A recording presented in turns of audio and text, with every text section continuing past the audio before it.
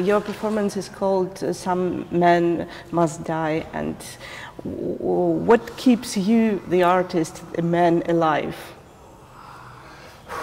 Breath, breathing in, breathing out.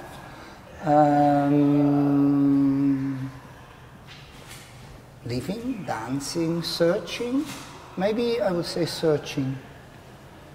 Not thinking to know I have found the things. Injustice, love, hope. Many things, but basically if I don't breathe, it's as simple as that. So I try also in the work very often to go to the physics, to the body. And express maybe then with the body the insight, the questions, the doubts, the anger, the sadness.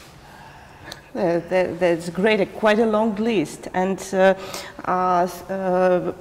within 3 days you chose your performers, some of your performers here in Ukraine.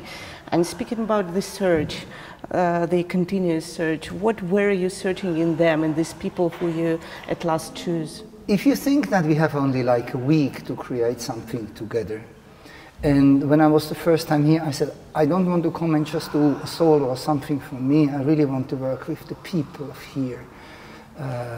I go back to when I saw the first time some dancers. They are so outstandingly hungry for doing things. They have such a huge talent physically, and the background, like I look at them sometimes, I'm like, wow, I can never do that. They do.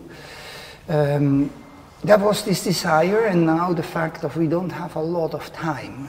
So it was very clear I have to go for people who bring something I see in them, and I can say like, I take this, I take that, I take that, because they're so good, they're so such strong persons, characters, that I work with that. And during these 3 days of choosing people, they worked hard with you. They danced, they sang, they did acting, as far as I know. And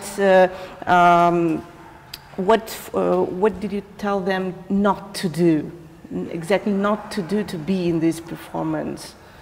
I think I did not tell them anything not to do. I maybe did the contrary. I said like, yes, I'm going to push them very much and making exhausting and confusion a lot, but I actually told them, please do whatever you want in any moment. I said, we have actors and dancers. I want to work for physical theater with a mixture.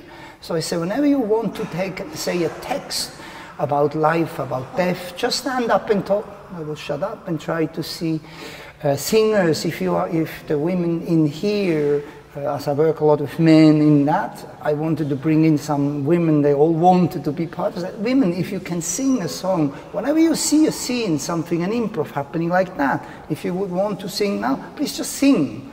So I actually rather wanted that they propose a lot than saying don't do that. Then when it goes into the work, I'm like, no, very strict about to find the right thing I search, but not in the workshop. I think in the workshop, in these 3 days, research of everyone. And during this rehearsal already, how do you push your actors, your performance into the situation, into the mood of the performance? What is your secret? You have to ask them. No, I but shout tell at us. them like mad. Yeah, but you're still alive, so you're a polite shouter. Oh, I hope they understand it. I really push over borders, over limits. I hope they feel my compassion for them, that I don't do it against them. But I try somehow, in a lot of ways, to destabilize what they have and to push them over a border. And sometimes it might not be the best helpful thing, but day by day they understand more. And I speak a lot about often, like, if that moment, right now, this would be your last dance, if it's a solo, like, what would you want to give me? Give me your soul, give me your love. What is it? Do you want to die? Do you want to live? So I try to actually go very deep into their guts, into their emotion, and break the barriers of holding back. And then from there I start to choose. I said, like, wow, this is. I let them then very free, like there's 1 or 2 men. I said, like, I don't say anything in this solo. I have seen it, go. And then in group scenes, like if one man has to cry, like cry, and he cannot, I might shout at him for 3, 4, 5 minutes till he cries and go for the things I know he's weak. But afterwards we also speak about we need to change it. We cannot stay in the emotion. We need to transform it into softness, hope, love. So yeah, it's quite, woo, it's a roller coaster, I would say. It goes up and down and very emotional involvement. The performance itself presented to the public, is it the result of work, or is it a continuous search? Is it a continuous rehearsal of the performance? Oh, that's really nice that you say that, the continuous research. If you know me, for me it's a continuous searching. My website or my thought is called Keep Searching, and I do it for more than 35 years. I think like that's it, search, search, search. So I think when we will perform, we will have found 1, 2, 3, 4 answers, but we have, I don't know, 20 questions, what it means to die, what is worth for to die, etc.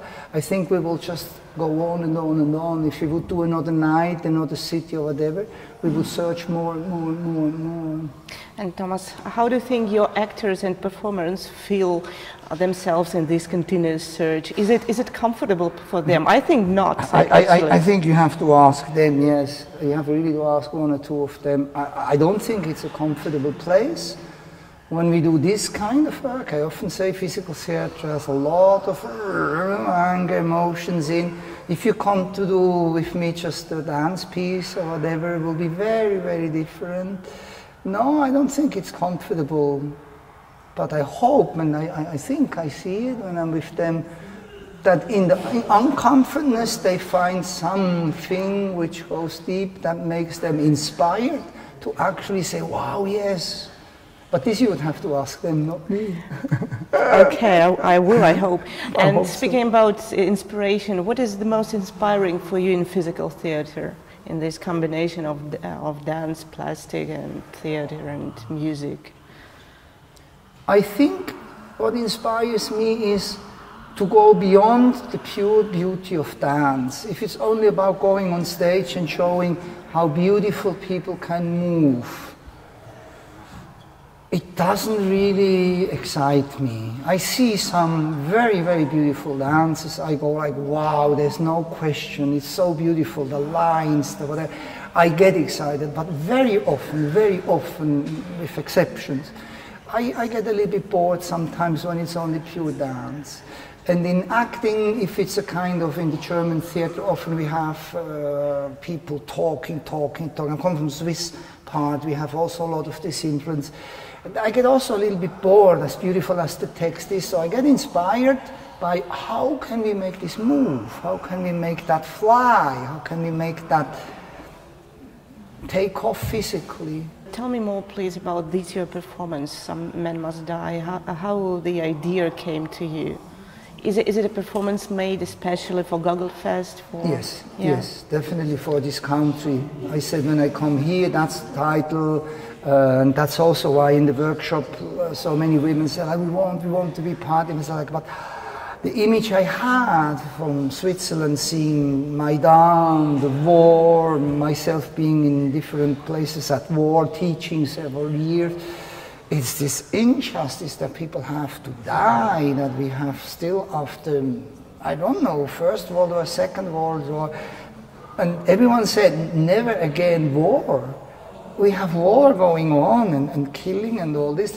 If I come here, something of that has to be in. And then, of course, all the questions we have about what is a good life. If I don't know that I will die, I think I will not have a good life. I enjoy life at the most I can because I know I was dead once for a moment. So that I try to give over. How can we be alive? But this is coming from here. If I would do the same piece in Switzerland, it would be different. I hope I can bring something over for here. How do you think your Ukrainian public will be more fragile in this situation of war with its feelings about life and the fragility of life? How do you think? I am willing to take the fully risk to do something that might please or not please, that might, I think it will, some parts of it should touch.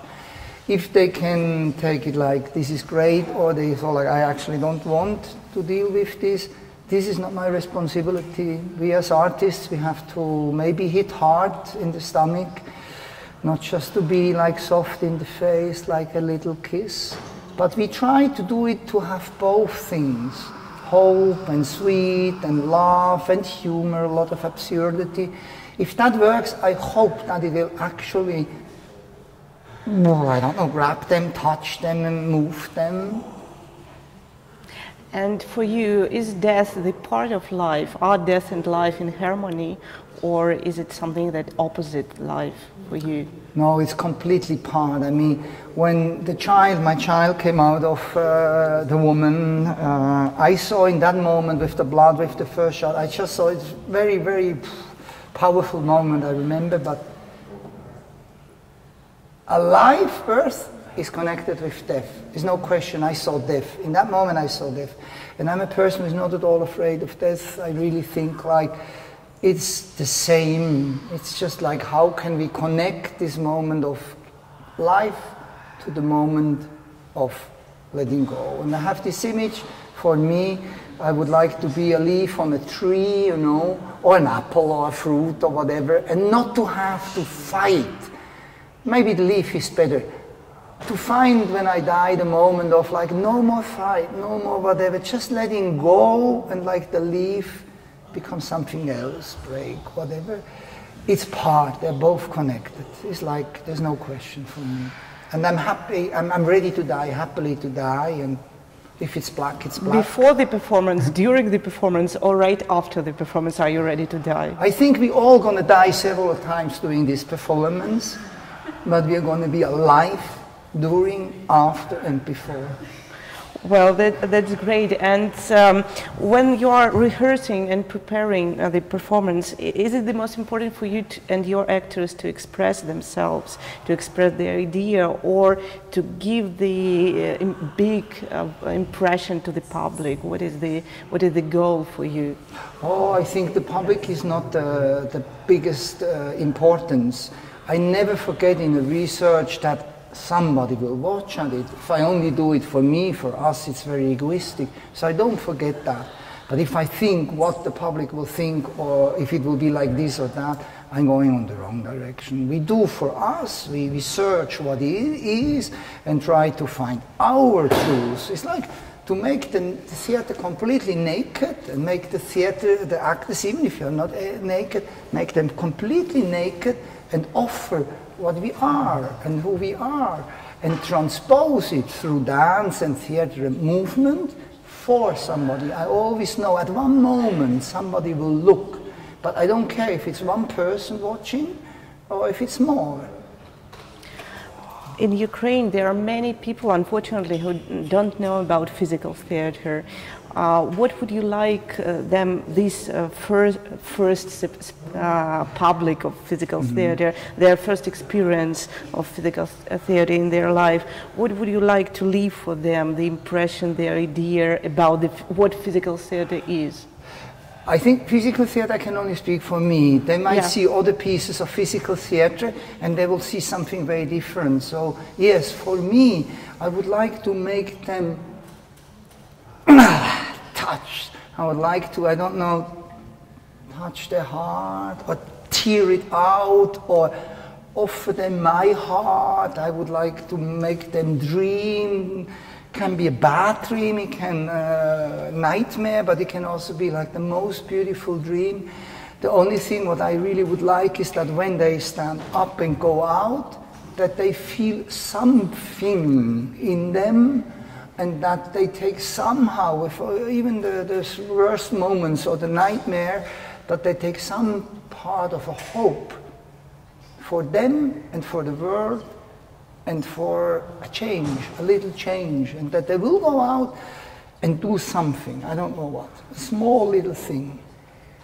And for you, what is more comfortable, to be a part of your performance or be the director of your performance? Right now I'm not comfortable with. They all know, because we have so short time. You almost have 10 days. It's nothing. But half a month I will be very comfortable. So I'm out in. And I told them at the end they might know a lot of things where it goes, and I'll be completely confused because I switch every day, every night, the scenes, which one goes, which one doesn't. I put it here. I told them just today I might be on stage and they all are in a great place, and I'm going to fuck it up. I'm going to be in the wrong place. And so I said, maybe I take the freedom to be the X factor, and I'm going to just go in, and like you saw one moment we did today, I just improvise in the middle of them.